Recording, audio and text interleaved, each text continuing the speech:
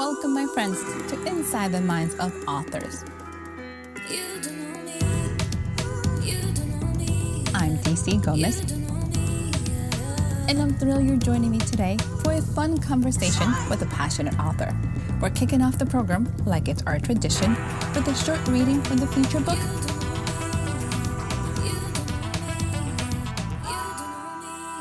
I hope you guys enjoy it. Let's get started.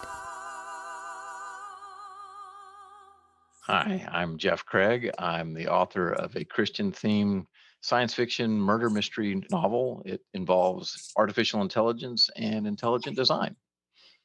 And I would like to read for you an excerpt from it.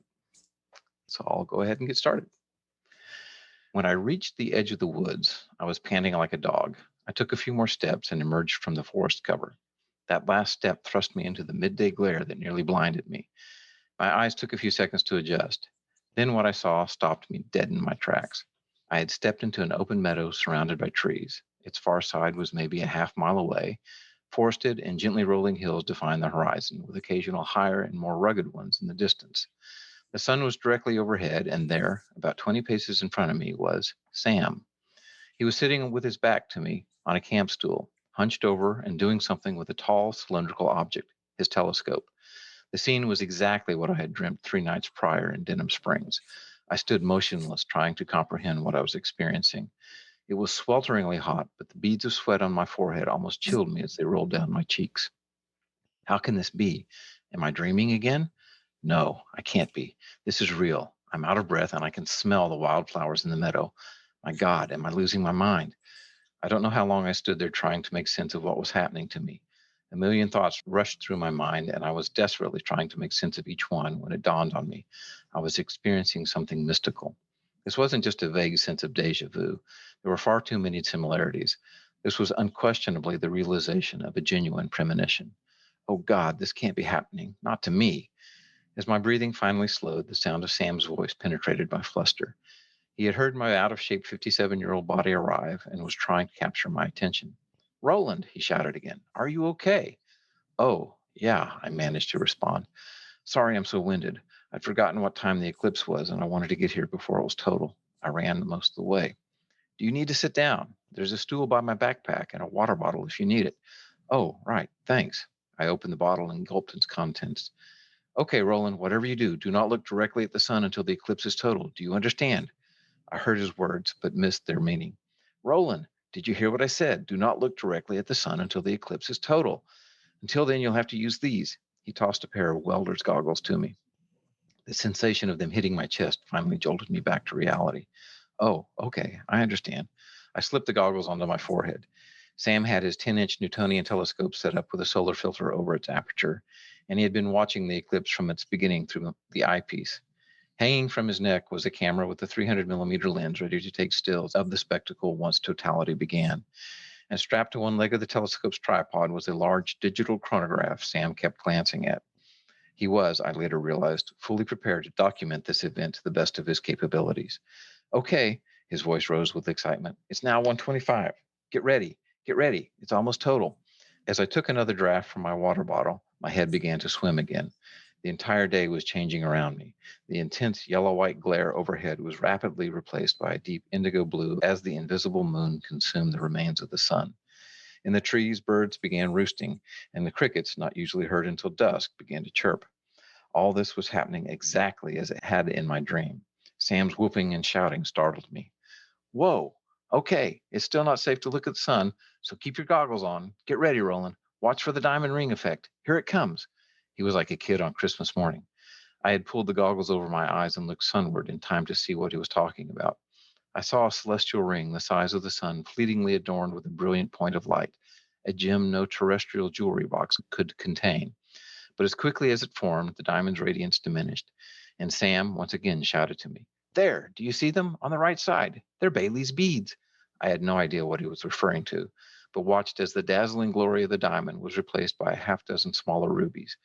I was mesmerized as they performed the briefest of glittering dances before they, too, were extinguished by the moon. What were they? Sunlight streaming through valleys on the moon, Sam shouted over his camera's chattering chatter. Okay, it's safe to take your goggles off.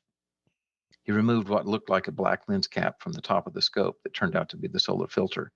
Next, he moved to the eyepiece protruding from its side and attached the body to of his camera to it. Come here, Sam motioned toward me. You got to see this. I took off my goggles and stood next to him. The telescope's magnified image of the spectacle was displayed on the camera's rear preview screen.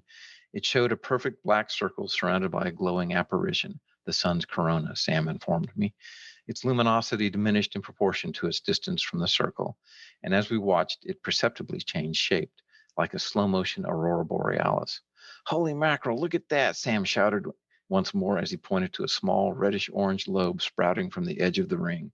A prominence! That's a solar prominence, and I caught it on video. He yelled, ready to jump up and down. Can you believe this? He grabbed me by both shoulders. I don't know what to say, I answered, finding myself truly at a loss for words. I took a step away and looked up at the amazing sight above us. The cloudless sky was an eerie, deep bluish gray, and it dawned on me. There's a hole in the sky where the sun had been a minute ago. That triggered one final, mind-blowing realization. That line in the Pink Floyd song I'd heard in my dream refers to black holes in the sky. It was a perfectly timed coda, a parting wink, if you will, to this surreal experience. I moved back to my stool and sat on the ground next to it. Sam was hovering over his instruments like an expectant father doting over his laboring wife. Clearly, this event exceeded his expectations.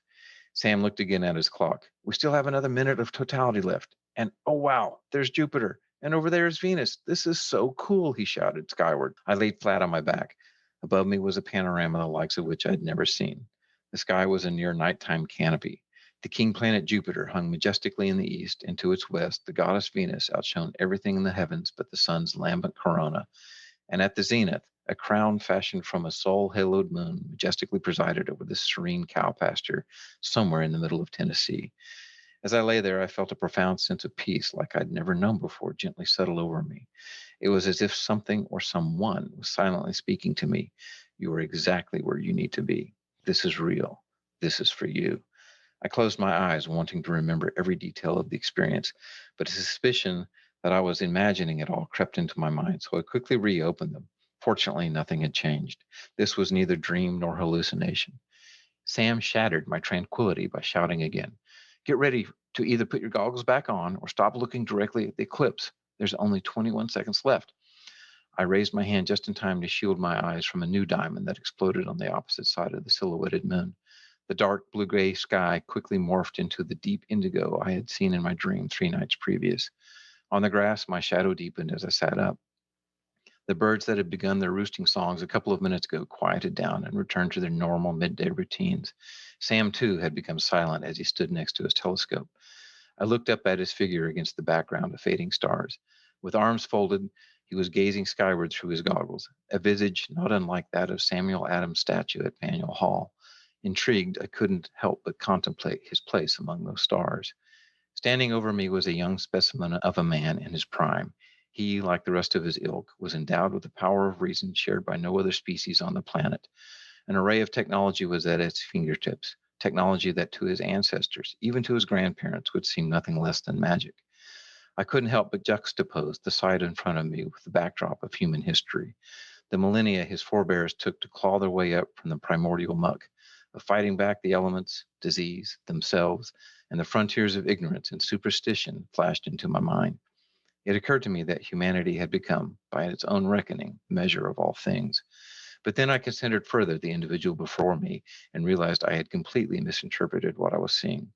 This was not the comportment of a proud conqueror gloating over his technological triumph. He was, instead, the embodiment of humility.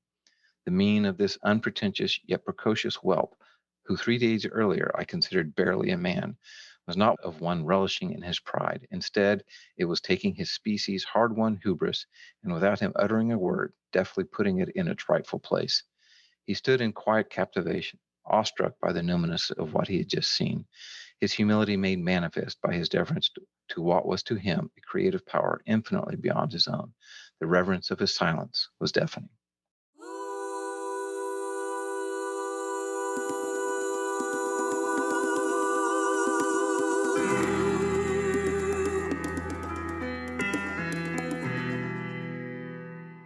Hi, everyone, and welcome to Inside the Minds of authors. I'm so excited you guys are joining us today and hoping you love that reading as much as I did.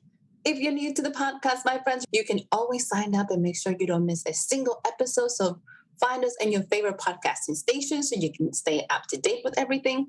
If you would like to see the behind the scenes of the show, make sure you get to see a glimpse and get them before they actually go live. Join the Patreon community. Become a podcast junkie. You don't want to miss a single thing. And we're going to get started because you guys are here to talk all about this new reading that we had. Hello, Mr. Jeff. How are you? I'm doing fine. And you? I am wonderful. I am so excited about this book. I need to know more. So let's jump in. Tell us, where did this book come from and what is it really all about? It's a book that I'd been thinking about for most of my adult life, but never really took time to put it into words and get it written down. It's science fiction. It's a murder mystery. It's Christian themed. It involves artificial intelligence and intelligent design. And it's something that until I had started writing it, I wasn't aware that it was a genre that anybody else had explored.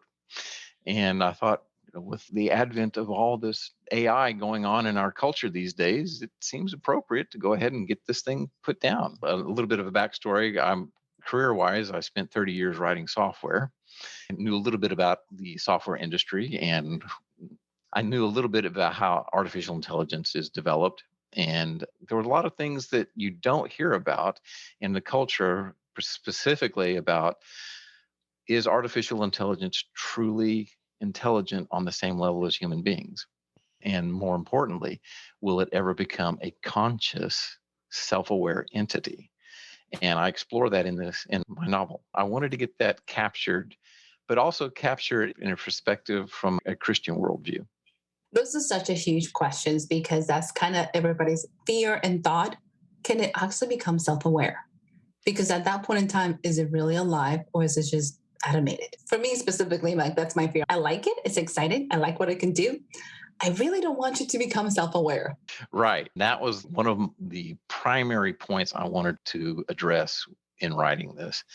As a software engineer, designer, like I spent 31 years in the industry, and you realize computers are amazing. And in those 30 years, they have changed. They have become so much more powerful and so much more fast. At the end of the day, it is still software being executed by a machine. And that software has been written by human beings. Yes, there are what they call machine learning applications that the machine itself actually modifies its own software. But at the end of the day, the original core to that software was written by a human being. And it has no choice but to execute that software. In the strictest sense, if you're afraid that these things can become a conscious entity, I wouldn't worry too much about that, because for one thing, if you look up the definition of consciousness in the dictionary, you get a very circular definition. Consciousness is to be aware of oneself. It is to be understanding of your own existence. Well, how can you actually write software to do that? So that's a really good question. As long as what we understand what computer software is, software will have no choice but to be executed as written in the machine itself. So we don't even know what our own consciousness are comprised of. When you close your eyes at night and you go to sleep and you go away for a little bit, but then you wake up the next morning, you've had dreams in the meantime. But to probe the extent of your own consciousness is something that we've barely scratched the surface of. What made you decide to put this theme with a Christian background? Why make it that way?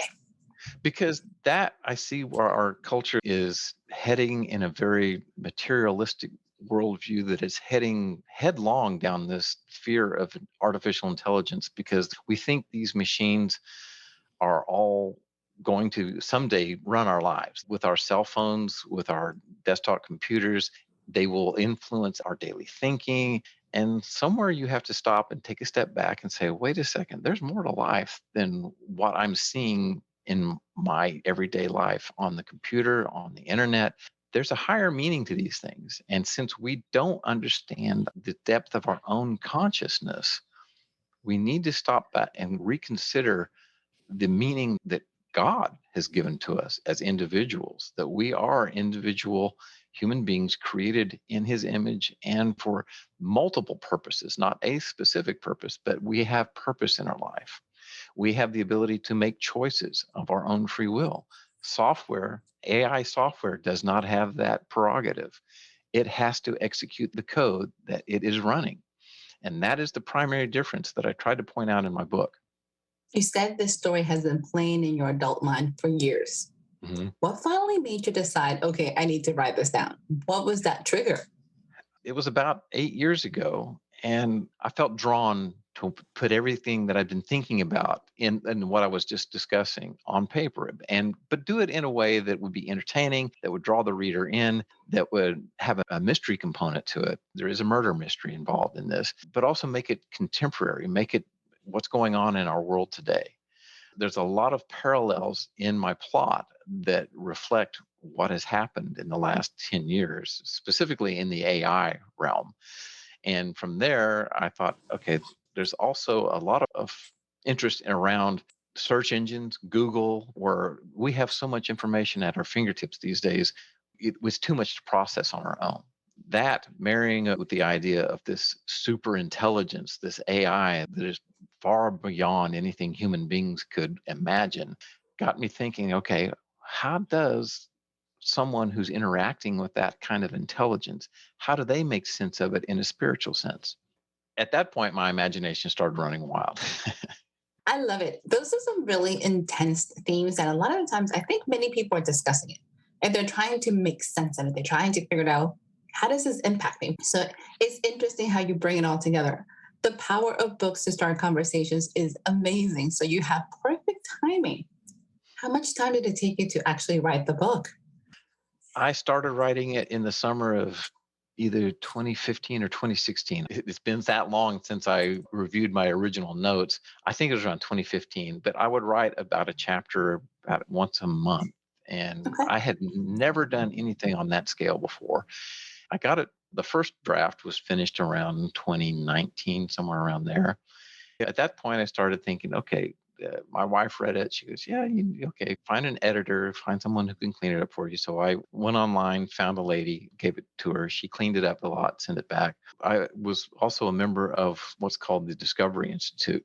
And I ran it past a couple of people there. They're a think tank up in Seattle. This is where the intelligent design aspect comes in. They're the primary proponents of intelligent design. Their premise is that science shows intentional design in nature, particularly in biology, that all these things that we see in our DNA, in our cell structures, could not possibly have happened on their own, given the amount of time that life has been on this earth. There's just simply what they call the earth does not have the probabilistic resources. In other words, the universe is too young for all this to have happened naturally by random chance. So I sent my first draft to a couple of guys up in Seattle. They read it and they came back with some brutally frank critiques of it. And I thought, oh, well, okay, got back to the drawing board. So I spent about another year and a half rewriting it. And when I did that, I found another editor. Actually, she goes to my church, and she was just amazing in her help and her suggestions. She didn't necessarily suggest how to write things, but she would drop, have you thought about this, or have you considered that? And it made a world of difference. Once I got that second draft ready to go, it was about 2020, 2021. And that's when I found CJ Peterson. And she was eager to go ahead and get it through to the self-publishing routine. And the rest, as they say, is history. It was published a year ago last May. You have done one of those amazing journeys because you went and looked for professionals to give you feedback in their field. Like, hey, what do you think? Many people are a little cautious because brutally honest feedback can hurt. How did you handle that? It hurt, like you said, but I realized, okay, I can either just scrap it, throw it away, or I can take an objective look at it and say, are there any plot considerations in here that are worth salvaging? The more I thought about it, and I prayed about it, I'm like, yeah, I think there's got to be a way to get this thing cleaned up and written in a way that is not reflective of a novice first time writer. I went through it chapter by chapter, and with my newer editor, we really collaborated on what came out to be what I thought was a much cleaner, much more cogent way to get the plot expressed. I love the fact that you gave yourself permission to try it again. And you said, okay, I'm going to give myself the grace to kind to myself and do this again and enjoy the process. What was something you learned that you were not expecting? That brevity truly is the soul of wit. C.J. Peterson calls there's two kinds of writers: the pantsers, you fly by the seat of your pants, or you're the, what you call them, the thinkers or plotters. We're plotters. Plotters, yes. So my first draft was more of a pantser, and just get the thought from the brain onto the screen, and that also turned out to be a very circuitous way to express things. My second editor came back and said, you can tighten these sentences up so much easier. That made a huge difference. As I read through my drafts, I would think, oh, this sentence is twice as long as it needs to be. And then it became intuitive to me. Yeah, I can express this thought so much more tersely, so much more succinct. That's when it became fun. And I realized writing is an art form. It's painting pictures with words. It appealed to the inner artist in me. It touches a way that most people don't understand, because I define our business into 3 levels. You have the art, which is where that story comes in, and the beautiful analogies and all those things that make you go, oh, this is amazing. And then you have the craft. And that's the part where you take this manuscript that sounds really exciting, and it's just the first page, and you just completely polish it to something that you get ready to start publishing. So I'm so excited for you. Congratulations. This is so absolutely awesome. Thank you. You got the writing bug. What are you working on now? I have a sketch outline in my mind right now. I haven't really done much with it. I've been so busy in my semi-retirement. And the thing is, before I retired is when I wrote An Emergent Truth. So I actually had less time then than I do now. But yeah, I want to make sure that I don't just do a hackneyed retelling of the same plot. I want to make it more timely, more appropriate to where all this technology is taking us. So I want to make sure I do this carefully and without repeating any plot components. So yeah, it's cooking. Give it a little time to percolate, and we'll see. Maybe in the next few months, I can start actually getting it hammered out, getting a draft going. The fact you're thinking about it and it's already kind of drafting itself in your head is an amazing start.